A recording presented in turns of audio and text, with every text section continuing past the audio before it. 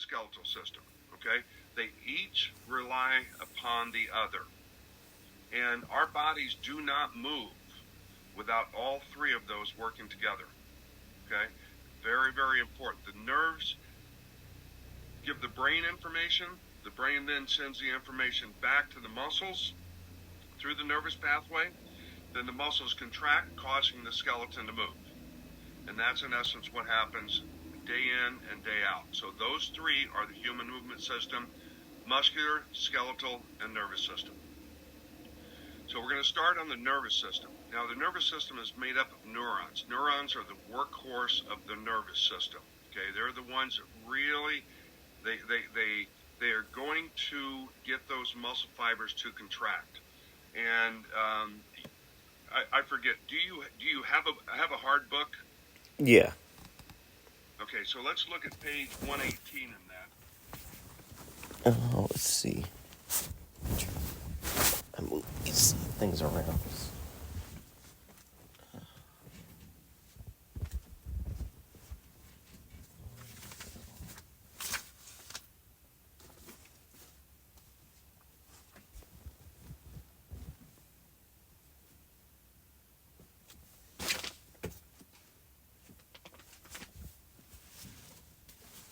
Yeah, I don't know. Can't find my textbook.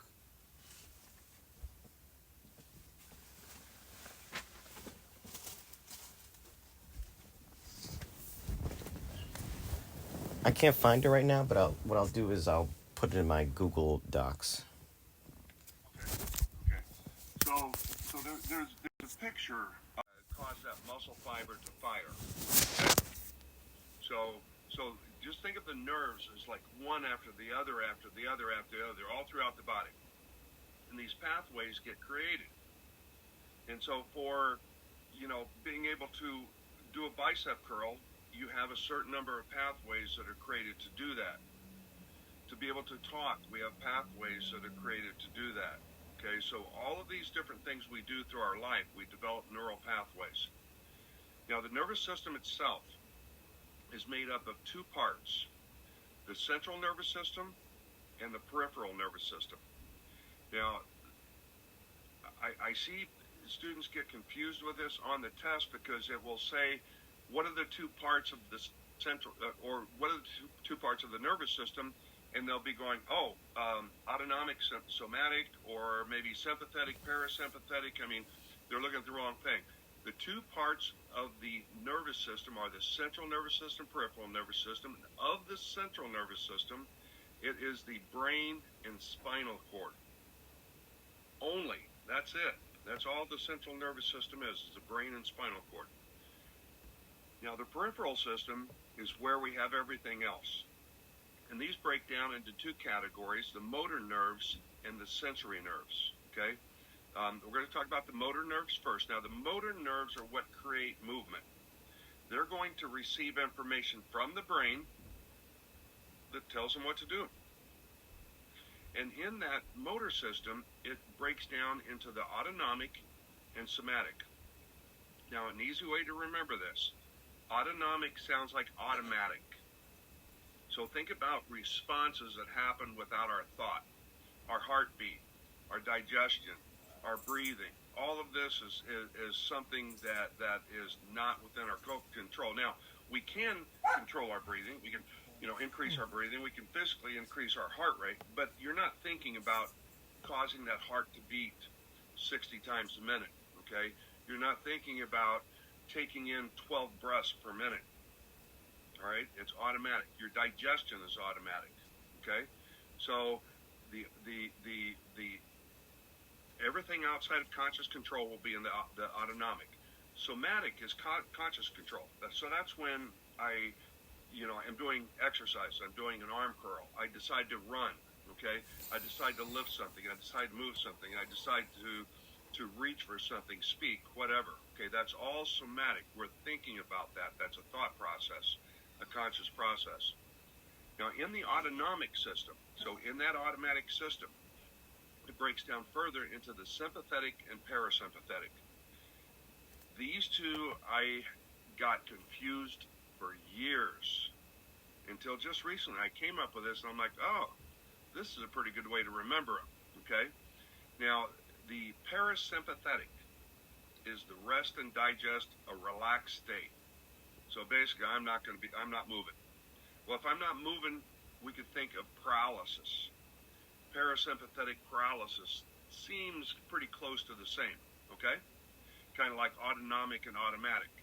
So remember that the parasympathetic is that paralysis type state, which is rest and digest, a relaxed state. The sympathetic system is the fight or flight. That's the one that's an enhanced physiological state. And again, it happens automatically. Okay, we don't think about increasing our heart rate and increasing our perception if we hear a noise, okay? You know, we got better visual acuity, we have better auditory acuity, our heart rate is coming up, okay, we're starting to go, okay, what's going on, all right? But all that happens automatically. Now, the sensory nerves then send sensory information to the brain, where the brain processes it and then sends it out into the motor system, okay? There are a number of different sensory receptors. The ones we're going to focus on are these mechanoreceptors. These are the ones that happen with exercise and movement. You won't see anything really on nociceptors, chemoreceptors, or photoreceptors, so don't worry about that. Now, this figure right here, figure 5.4 on page 120, is actually a flow chart of the nervous system, so it gives you another visual to look at how that nervous system is broken down. Okay? All right. And again, you got the ones I sent to you the last time, right? The first chapters? Right. Okay. Are located in the muscle. In the muscle. They run parallel to the muscle fibers, and they sense how much stretch and how quickly our muscles are being stretched. Okay? So their job, their main focus, is to keep the muscle from being overstretched, the stretch reflex. Okay? And so if you go to stretch and you get that tingling sensation in your muscle, you know that, okay, that's it. I can't go any farther. I'm going too far. Okay? Well, that's the brain sending back signals to the muscle saying, okay, tighten up, contract, and don't stretch any farther. So they're really responsible for keeping us from pulling and or tearing muscle tissue. Now, that being said, it's like, well, why do we pull muscles? Well, we pull muscles because a lot of times it happens because we've overextended, we've put ourselves in that position very quickly to where the muscle spindle can't keep up with the response. Okay? Now, the Golgi tendon. The Golgi tendon is located in the tendon where it attaches to the muscle at the origin of the tendon. Okay? Now, the origin is the end that doesn't move. The insertion goes from the muscle to the other bone, and movement is always toward the origin. So remember that. You're always going to be contracting toward the origin. So what the Golgi tendon organ does is it senses how much contraction or how much tension there is in that muscle and how quickly that tension is happening. Its purpose is to keep us from rupturing tendons. Okay? We don't want to rupture tendons, or we don't want to contract so hard or so fast that we end up tearing muscle tissue. All right? Not from contracting hard. Okay? So the Golgi tendon is to do that. Now, again, we still rupture tendons. We still pull muscles when we overcontract them. But you got to remember, if these sensors were not there, we would be doing this all day long. None of us would be able to get around because we'd be injured all the time. We'd have ruptured tendons. We'd have torn muscles. We'd have all kinds of problems happening if those weren't there to help prevent 99% of what would happen if they weren't. Okay? Now, your joint receptors are located in and around the joint capsule, and they're sensitive to pressure, acceleration, and deceleration of the joint. So, you know, how quickly is that joint moving? How much pressure is there if I'm pushing off to cut, like on a football field? Okay? What's going on? All right? And so they are to help keep our joints stable. Again, we blow out our joints. We blow out our knee. our elbow, our shoulders, okay?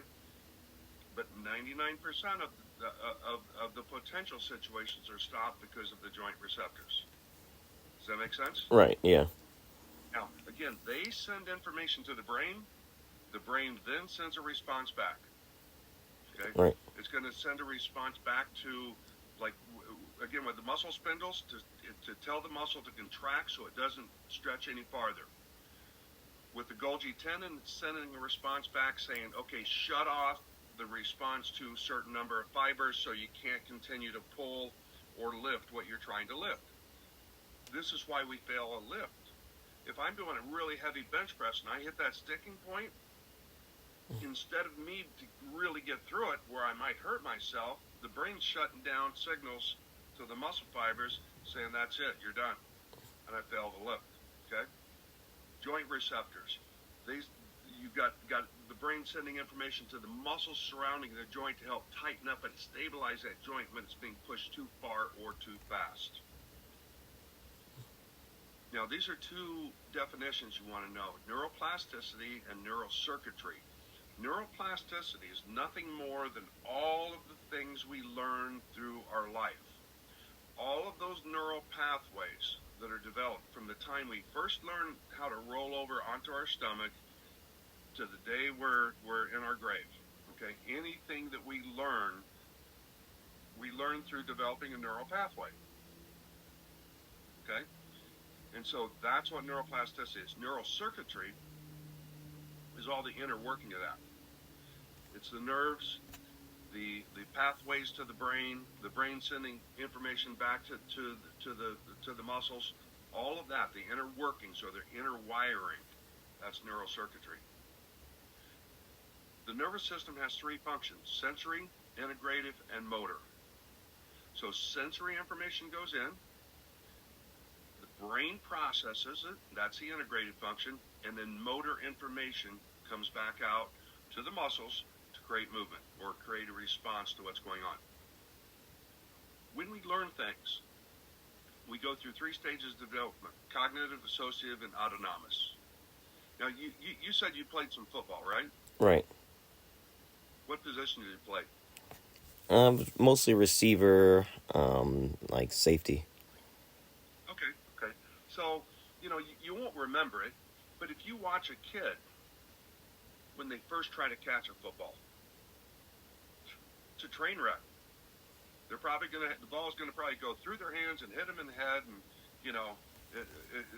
they just don't know how yet. Okay, that is stage one. That's our cognitive stage. So the kid saw somebody catch a football and says, "Okay, throw it to me. I want to catch it." All right. Well, didn't quite understand how, and so through practice, which is the associative phase, he now learns to catch it and learns how to become proficient with it. Okay? You get to the autonomous stage when you master it. So you look at receivers in the NFL making one-handed catches with a defender draped all over their body, okay? That's the autonomous stage, okay? Or, you said that you played a defensive back, being able to cover that receiver and know where to go and position to put you in and be able to get your arm in between his arms and the ball and pull it out so he doesn't hold on to it. All of that is autonomous. That's where we really get to that point where we're not even thinking about things, we're just reacting to what's going on. Did you watch the playoff games? Yeah, I was. I'm a big Kansas City fan, being here in Missouri. But you look at that play where the defender knocked the ball out of that receiver's hands right before he crossed the goal line. I mean, he didn't. He saw it, he punched it, he knew what he was doing, but he probably didn't think about it. He reacted to that. That was a reaction thing. Okay. It wasn't hey, I better knock that ball out before it crosses the goal line, so then it might become a touchback. That process doesn't go through your head. You just see an opportunity and you go for it. Okay, so those are the kinds of things that we do. And again, what happens is this: is in that cognitive stage, the sensory information coming in is so much, and most of it is garbage. Okay? The brain's processing all this garbage then, so it sends out a garbage response. But as we practice, that sensory information becomes more refined, so then the brain can send out a more refined response. And it gets to a point that it's automatic, so the brain can send out an automatic response. Okay? And so that's what's happening over time when we go through this development stage. Now, we're going to get into the skeletal system now. Okay, so the skeletal system is made up, obviously, of all of our bones. We break it up into what's called the axial system and the appendicular system. The axial system is the skull, rib cage, and spinal column. The appendicular system is going to be the arms, the legs, the pelvic girdle. Now, in our body, we have approximately 206 bones. Bones continue to grow and develop through the course of our life. That's called remodeling. It's called remodeling, the breaking down of the bone and building new bone. You know, if you remodel an apartment or remodel a house, right, you're taking it down and you're rebuilding it differently to make it look better, make it maybe stronger or look better or whatever, okay? Our bones are doing the same thing. Now, remodeling and Wolff's Law are exactly the same thing. We just have a formal name for it in Wolff's Law, but it's called remodeling of bone. The remodeling process happens with specialized cells called osteoclast and osteoblast. Now, the easy way to remember this one, blast starts with a B, so it's build. That's the cell that is going to build that new bone tissue. Osteoclast are going to break it down, so you have the C breaks down the calcium and puts it in the bloodstream. Okay? Right. So you can kind of help you remember from that end of it. Now, the types of bones we have are long bones, short bones, flat bones, irregular bones, and sesamoid bones, okay? What you'll want to learn with this is going to be the basic definition of the bone. So a long bone is long and cylindrical with widened bodies at the end. And then an example of where it's at in the body, the humerus and the femur. Now, there are more long bones than that, but those are just two examples, all right? Short bones then are similar in length and width. They're kind of like a cube shape, and those are going to be the bones of the wrist and of the ankle. Flat bones provide a broad surface for muscle to attach, so your scapula, your sternum, your ribs, all of those are flat bones. Irregular bones are the vertebra. They're uniquely shaped, and they have a unique function to them. The sesamoid bone is your patella. So it's a small, often round bone embedded in a joint capsule. Now, make a note of this. I don't have it in my outline, but just make a written note. On page 128, there's a box that says getting technical. And it basically breaks down the bone, talks about the diaphysis, the epiphysis, the growth plate, the compact bone, the spongy bone, all of that. So it's basically an anatomy of the bone itself. So make sure you study that a little bit, okay? All right. Now, on the bones, we have what are called depressions and processes. Processes are projections from the bone. Depressions are flattened or indented portions of the bone. So an example of a process would be the bone, the bump on your wrist. Okay, that's a process.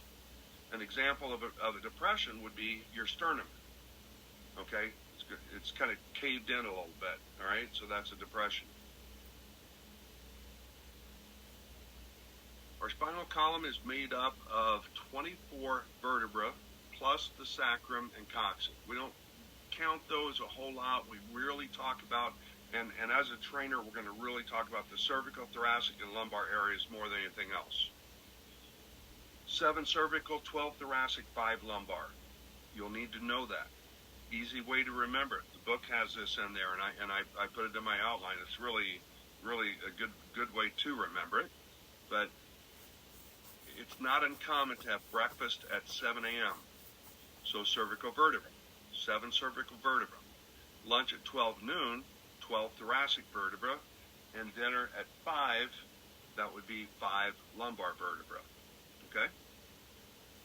Now there's picture on page 134, figure 523. That one is a neutral spine. Now, the spine is curved, okay? You know that. And it's curved to absorb shock, but the curvature is just enough so that it's also at the optimum level of stability.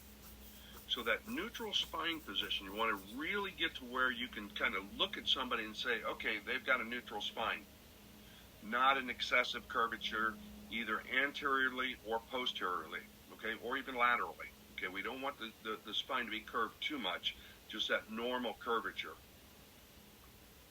When we get into the joints, there's a couple movements that you'll want to be familiar with. One is called osteokinematics and the other is arthrokinematics. Osteokinematics is what we see from outside. So if I'm flexing my arm, okay, you can see the flexion, you can see the extension. That's osteokinematics. What's happening inside the joint, how those bones articulate, how those muscles contract, how the ligaments and tendons all work. That is the arthrokinematics, okay? You'll want to know about synovial joints and non-synovial joints, and make sure you understand the difference between the two. So synovial joints, there's about 80% of them in the body. They have the greatest capacity for motion. They're enclosed by a synovial joint capsule, and there's cartilage at the end of the articulating bones. Now, the different joints are the gliding, the condyloid, the hinge, the saddle, the pivot, and the ball and socket. Okay, those are the different joints in the body. Those are shown on pages 136 and 137. So make sure you review those joints. Our shoulders and our hips, basically the same. They're both a ball and socket joint, okay? They both have muscles that stabilize the joint, so the rotator cuff and then all the internal stabilizers of the hips. Now, from that joint, there is one long bone, the humerus in the arm, the femur in the leg. Then that leads to a hinge joint, the elbow and the knee. Then we have two additional long bones. So in the arm, the forearm is the radius and ulna, and the leg is the tibia and fibula. Okay? Now, the ulna and the tibia both articulate with the humerus and femur respectively.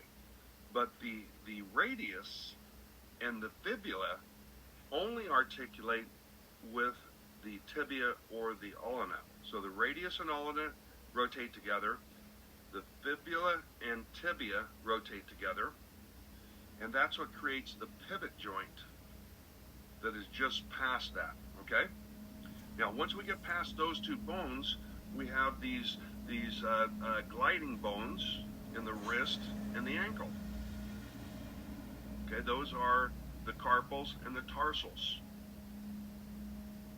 Then we go into the long bones of the hand, the metacarpals, and the long bones of the foot, the metatarsals. And then our fingers and toes are phalanges. So the point being, when you can learn that process, you've got one arm, the other arm, and both legs already covered, okay? And the arms and the legs are structurally designed the same. Okay, now obviously different sizes and different purposes, but they're basically structurally designed the same from that hinge joint all the way out to the phalanges, or excuse me, the ball and socket joint all the way out to the phalanges. Okay? Right. Now we've been talking about synovial joints. Now we're going to talk about the non-synovial joint. And the non-synovial joint is basically the sutures of the skull. So, you know, if you look at a skull, you see those lines in the skull? That's a joint where the bones come together. Like the occipital bone, the frontal bone, the temporal bone, the parietal bone, all of those bones come together. And they're connected by a fibrous tissue. There is no cartilage, there is no joint capsule. Okay, that's what's different, the difference between the non-synovial and the synovial. Tendons connect muscle to bone, ligaments connect bone to bone. And that's probably that's the other part that you'll need to kind of tie into. And remember, with a tendon, okay, we're connecting muscle to bone.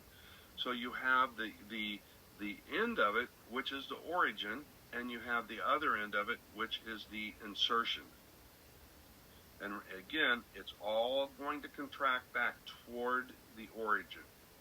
The origin is fixed. It's not going to move. Everything contracts back toward that origin. Ligaments then connect bone to bone, so they stretch, but they're very, very strong. They're like strong rubber bands, where the tendons are like strong cables or ropes. You can't stretch them. They move, they're flexible, but you can't stretch them, you can't elongate them. With the ligaments, you can move, they're flexible, but you can also stretch them and elongate them. All right, now, here is a picture of the body, okay? And I want to show you, because if you look at this, it's like, man, there's a lot of bones, okay? And basically there is, you know, when it comes down to it, there are a lot of bones in the body, 206 of them. But do we need to know 206 bones? The answer to that is no, you do not. Okay? What you need to know are going to be basically from the head down, right there, okay? You don't need to know past the forearm, so don't worry about the wrist and the hands, and you don't need to know past the lower leg, so don't worry about the ankles and the feet. That limits it. That makes it a little bit easier, because what we're talking about now is we're talking about the skeleton or the vertebra. We're talking about the rib cage, so 12 ribs. We're talking about the sternum, the clavicle, the collarbone, the scapula, which is the shoulder blade, the humerus, radius, and ulna. And in the hips, we have the ilium, pubis, and ischium. And then we come down into the legs, where we have the femur, the patella, the tibia, and fibula. Okay? So that's not a lot of bones. That's not a lot of bones you have to remember. Now, you may want to just go ahead and screenshot this, because this is not in your book. I pulled this from another source. And then that way you can see what I'm talking about, which ones you want to learn. Okay? All right. And if you learn those bones, you'll be golden.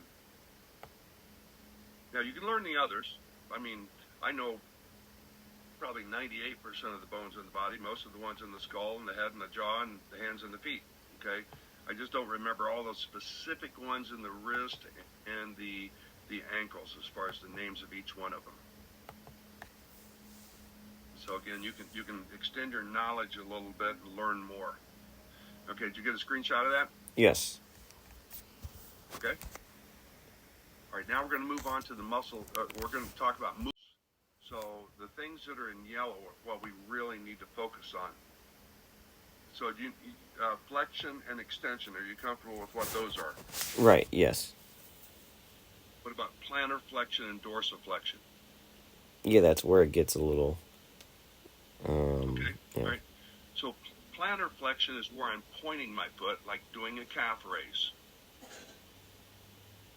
Dorsiflexion is the opposite direction, where I'm pulling my toes back toward my knee. Okay? All right, that makes sense. Plantar flexion, dorsiflexion. Okay? Abduction, adduction. Easiest way to remember these. Okay? Abduction. If somebody abducted a child, they just took that child away.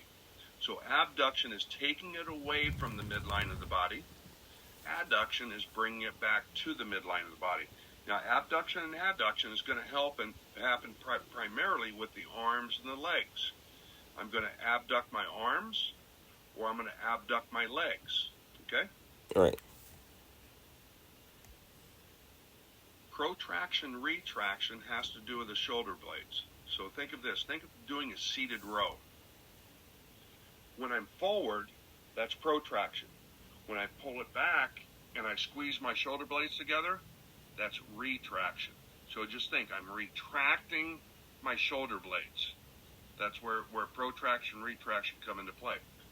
Elevation, depression is pretty easy. Elevation is a shoulder shrug. Depression is back to a lowered position. Okay? Now, medial and lateral or internal external rotation, we typically think of this as this movement here. Okay, internal rotation, external rotation, internal rotation, external rotation. Now, remember, the legs and the arms are the same. So if I'm in a seated position and I bring my leg in, that's internal rotation. Take my leg out, that's external rotation. Okay? We commonly refer to that as abduction and adduction, but it's not. It's not. All right? Now, with the, let's see, we'll get into this in a bit. So we got rotation of the trunk, which is just basically doing a trunk twist, okay? Flexion of the trunk, bending forward, extension of the trunk, bending backwards, or moving from that flex position to a upright position would also be extension. Pronation and supination, okay? So again, we think about this in the arm, all right? We pronate and we supinate. So pronation, palm down or palm up. Now, we have what's called an anatomical position that everything is referenced from. So that is where you're standing with your palms facing forward. So now pronation would be turning my palms backwards. Supination would be rotating my palms back forward. Okay? Now again, arms and legs the same. So pronation of the leg would be the internal rotation of the shoulder, internal rotation of the leg. So the feet are turning in or the feet are turning out. So either pigeon-toed or duck-footed, right? Right. That would be pronation and supination. Circumduction is doing an arm circle. Okay? I can do this with my arm. I can also do it with my leg. Again, the leg is the same. So circumduction of the leg. And then we have inversion and eversion. And this, again, is one of those things that I always got confused, man. Which way is which? Easy way to remember it. Inversion. Internal. Eversion. External. Okay? Now, what we're talking about as far as internal and external is the direction the sole of the foot is pointing or facing. So is the sole of the foot facing inward, internally? That would be inversion. Is the sole of the foot facing externally? That would be eversion. Okay? Right. Just a little bit of an easier way to remember that one. Okay, now we're going to get into the muscular system. Have you or do you know, like if I mention a Russian egg, you know what a Russian egg is? Oh, yeah, that's a Russian egg. So it's like that wooden egg that if you open it up, there's another one that looks the same inside, a little smaller. You open it up, there's another one inside that's a little smaller, and you keep going through. Okay. Think of the muscle the same way. So we have the muscle belly. The muscle belly. When I open up that muscle belly, inside of it, I have these other groups that are called fascicles. And there's a number of fascicles inside that muscle belly. When I open up a fascicle, inside there are muscle fibers. And there are a number of muscle fibers inside that fascicle. If I open up the muscle fiber, then I have myofibrils. And there are a number of those inside each muscle fiber. Okay? Now the myofibril is where the sarcomere is, and the sarcomere is where the actin and myosin are that come together and slide apart, and come together and slide apart. That's the sliding filament theory. You'll hear this term all or nothing principle. I'm sure you've heard that before. What this means, and a lot of us think, well, the muscles either contract or they don't. Okay, well, no, it's almost that. Not quite. The muscle fiber, which again, there's multiple muscle fibers inside the fascicle. So there can only be one fiber inside that fascicle that the brain is sending a signal to saying contract. And that fiber will either fully contract or it will not. Now, if it's contracting, is it pulling the other muscle fibers along with it? And is it causing that fascicle to contract? And is it causing that muscle belly to contract? Sure it is. But they're not contracting. They're just going along for the ride. only the fiber that the brain is sending a signal to. Now, maybe it only takes, 10 muscle fibers to lift 10 pounds. That's all the brain would send signals to, would be those 10. But if we want to lift 20 pounds, now maybe it takes 20 fibers. So it has to send a signal to another 10. If we want to lift 100 pounds, maybe it's 100 fibers. And so it has to send a signal to 100 different muscle fibers. Okay, does that make sense? Yes. Because those fibers are what either contract fully or they do not. There is also on page 143. So again, make a note of this. There's two boxes on 143. One that says helpful hint, which is a muscle anatomy flow chart. Okay. And the other one is a blue box that says getting technical. This one talks about the two proteins action of the muscle. Okay. So again, those are going to be a couple things that you'll have questions about. So make sure that you make a note to study those. Do you know the difference between type 1 and type 2 fibers? No, actually, I think, I might have seen this. I don't think I took the quiz, but I've seen it on, I think I actually took it one of the chapter 5 quizzes. I think I might have skipped ahead. So I think I got that one. You've seen it. And so we'll kind of break this down a little bit. So type 1 fibers are smaller. They're called slow twitch. So they're endurance type fibers, okay? They're going to have a lot of capillaries because they need a lot of oxygen to be able to keep them contracted for long periods of time. So these typically are found in muscles that stabilize the body. So like the rotator cuff, there's a lot of type 1 fibers in that rotator cuff muscles. There's type 1 fibers in those deep muscles that stabilize our spine, in those muscles that help stabilize our hips and our other joints in the body. So a lot of type 1 fibers there. Type 2 fibers are fast twitch fibers. They're for power, okay? They're going to be larger, prime movers. Not as many capillaries. Now the slow twitch muscles are slow to fatigue. The type 2 muscles, fast twitch, will fatigue fairly rapidly, okay? Again, there's a table, and you see I've got it referenced in here on page 148. Table 5-3 gives all the characteristics of the slow twitch type 1 and the fast twitch type 2. Okay? All right. So that finishes chapter 5. Again, you can see it's a lot of science. It's a lot of science, but we predominantly focused on the nervous, skeletal, and muscular system. Okay? Nervous, skeletal, and muscular system. We're going to move now to chapter 6, which is the cardiovascular system. Let me get it loaded real quick.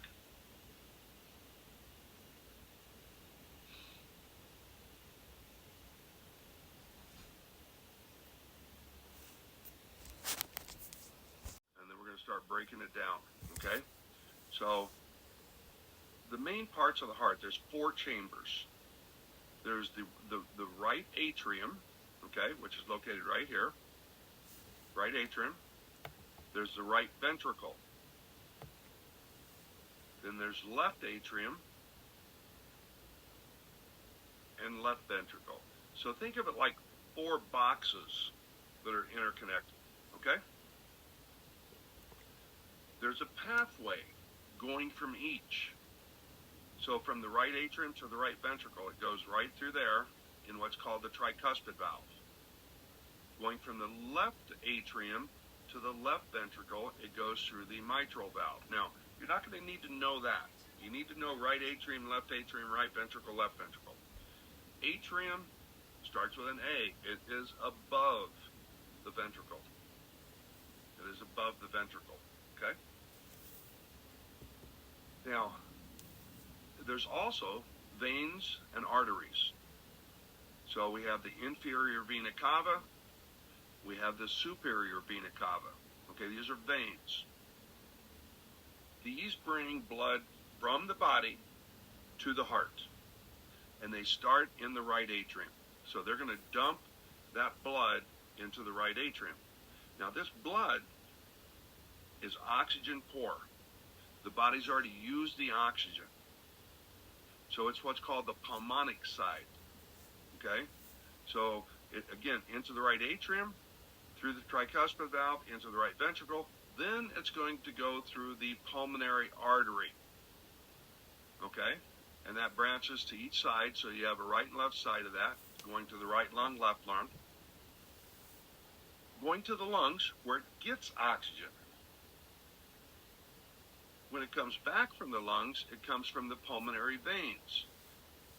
Okay, now I've mentioned veins and arteries a couple times. So veins bring blood back to the heart. Arteries pump blood away from the heart. So the pulmonary artery takes it away from the heart to the lungs. The pulmonary vein brings it from the lungs back to the heart. Once it goes there, it's being dumped into the left atrium. Okay? It goes from the left atrium to the left ventricle, and then it's going to go through the aortic valve into the aorta, which is an artery. You have the upper and then the lower descending aorta. Okay? The inferior vena cava and the lower descending aorta both supply blood to the lower half of the body, or receive blood from the lower half of the body, and then the superior vena cava and the aorta, or the ascending aorta, are going to supply the upper body. Okay, so this is a little bit more of a technical description I'm talking about here. Okay, we're going to get to an easier version in just a minute. And then the pericardium is what protects the heart from the outside. Okay, it's going to protect the heart. Now, the heart is located in the chest in an area known as the mediastinum, okay? You'll need to know that. And that cardiac muscle is similar to skeletal muscle. So, now we're going to look at, again, the chambers, okay? So we have the atrium and the ventricle, atrium above, ventricle below. We have both the right side and the left side. Right side receives deoxygenated blood. It is called the pulmonic side because it needs to go to the pulmonary system, which is the lungs, to get oxygen. The left side is the systemic side. It now has oxygenated blood it's sending out to the body.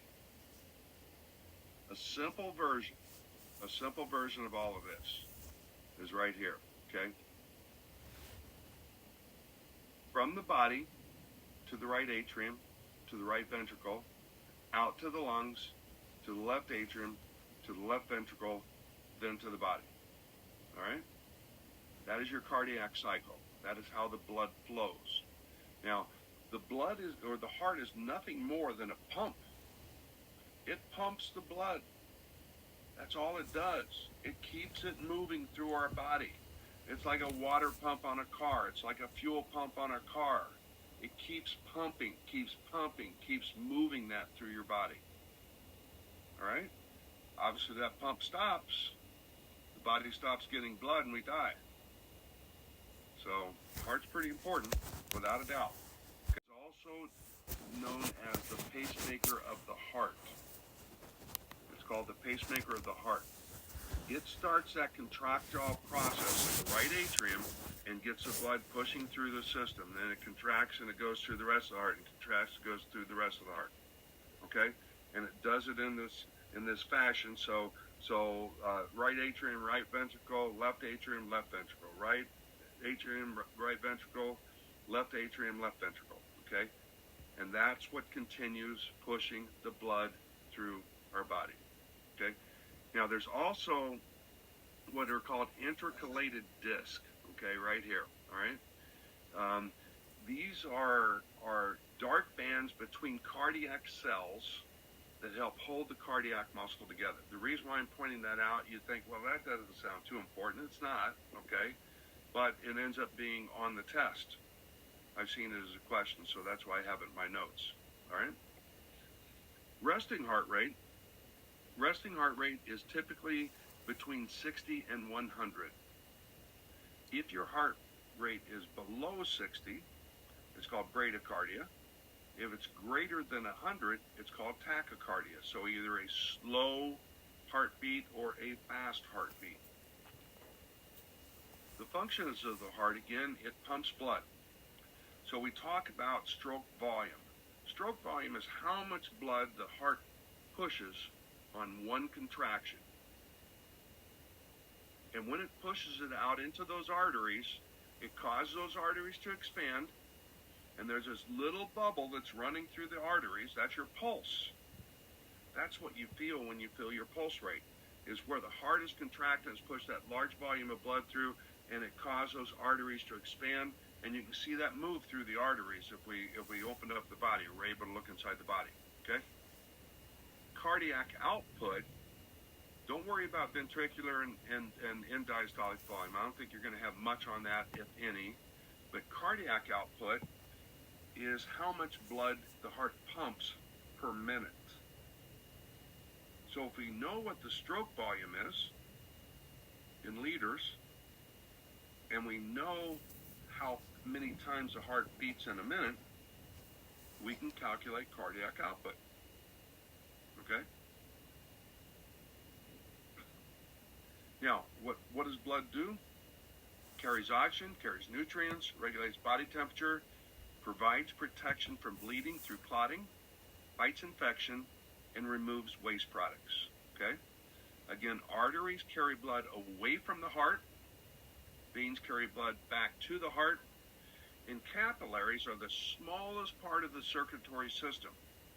This is where the exchange of all of the things takes place. So the exchange of gases, the exchange of waste products, the exchange of nutrients, it's all happening in those capillary beds.